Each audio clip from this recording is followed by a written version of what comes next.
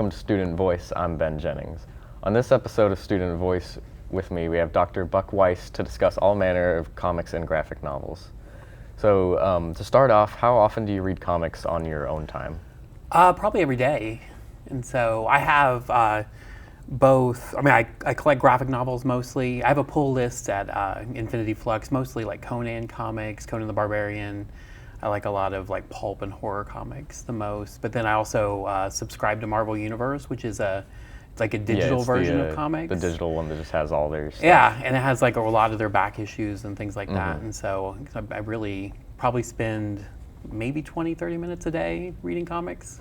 Yeah, that's cool. It's less of a thing for me, but I've like definitely recently gotten more and more into reading them. Awesome.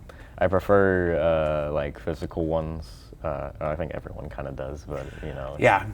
If it's especially with those like older series, if you're just looking for like a very specific issue or something, it can be hard to track down a physical one if it's not new. Definitely, and it becomes like the more you collect physically, the more boxes of comics. Yeah, you got more and more space that's taken up. So, second, do you have any favorite comic books or graphic novels? Oh, definitely. I mean, I like the classic heroes, Batman, the X-Men is really ones I grew up with. The first comic I ever read when I was in 7th grade was called ElfQuest, Wendy and Richard Penny, this basically kind of huge epic fantasy about elves, and so I love collecting those graphic novels. I still haven't bought like every one of them, even though they haven't been around for a while, but they're still kind of not hard to find, but expensive to pick up. And so, and then of course Conan the Barbarian, Titan Comics has just brought them. Marvel was doing a whole run of Conan the Barbarian, and then Titan Comics, I believe a British comic company now is producing those, and so.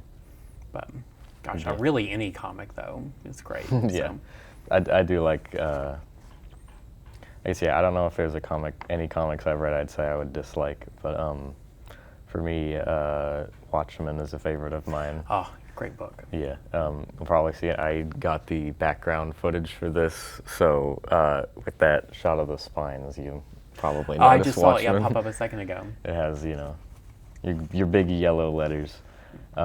I think a lot of, when you ask about like favorite comics, it's more about almost favorite writers, like Alan Moore, Grant Morrison. It's like, I really like Watchmen. It's just like the way Alan Moore writes, you have to really, really pay attention a lot of the time. Right.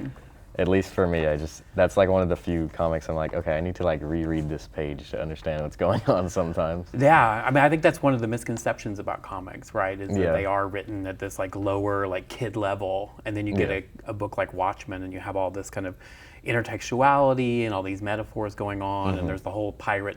There's a pirate comic within the comic that has all this meta narrative in the middle of it. Yeah.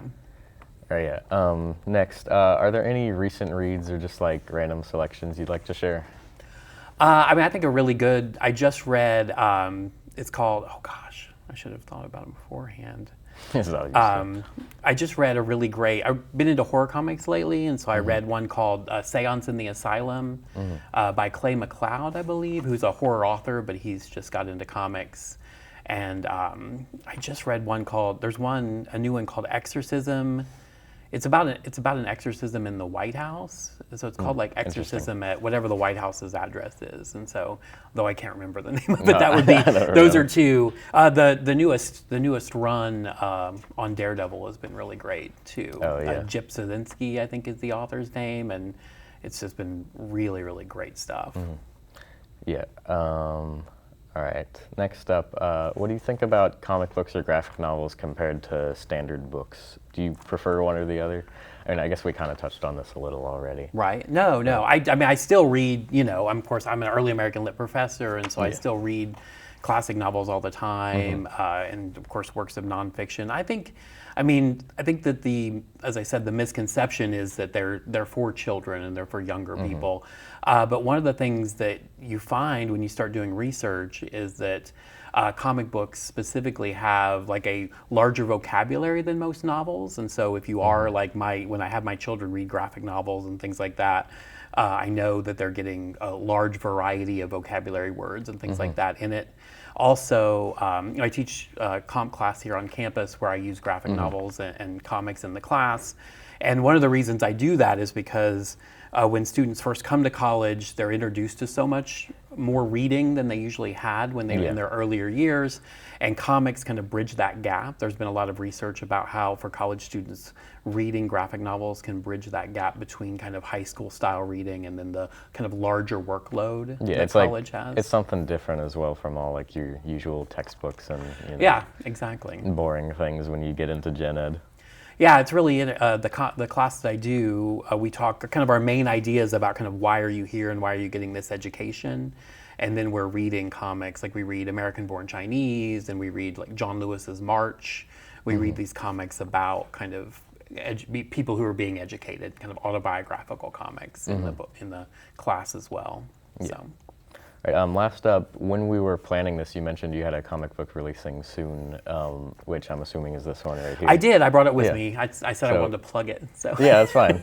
I'd be happy to have you talk about it. Yeah, and so it's called Sun Chasers. It's out now at Infinity Flux in town. I just went by there yesterday, and they have some copies of it. It's a book that I wrote maybe 10 years ago, and it was put out just as an indie comic. And it's getting republished. Yeah, now it's been republished by a comic book company called Red 5 Comics that's put out some really, really great stuff lately. And so it's out there if you want to check it out. And so what's it about? It's an interesting twist on history. In the comic, Hitler, when he dies, basically, he, instead of him and Eva Braun both committing suicide, he actually sends Eva Braun off, and they fake her death because she's pregnant with his son. And then so Henry Hitler, the son of Hitler, grows up hating his father and becomes kind of this international Punisher style character who goes around and fights dictators and despots around the world, and that's kind of his story basically. That's like weird, but that's really cool. Thank Honestly, you. I like that. And so it was really fun to kind of research the history and kind of dig into it, as I wrote it. So yeah. All right. Well, that'll be all for this episode of Student Voice. Thank you very much for coming on. Thank you so much for Dr. having me. Weiss. For more information about Buck's work and upcoming graphic novels, you can visit his website at buckw.substack.com. For information about Chattanooga State's selection of graphic novels, you can visit library.chattanoogastate.edu. Have a great day.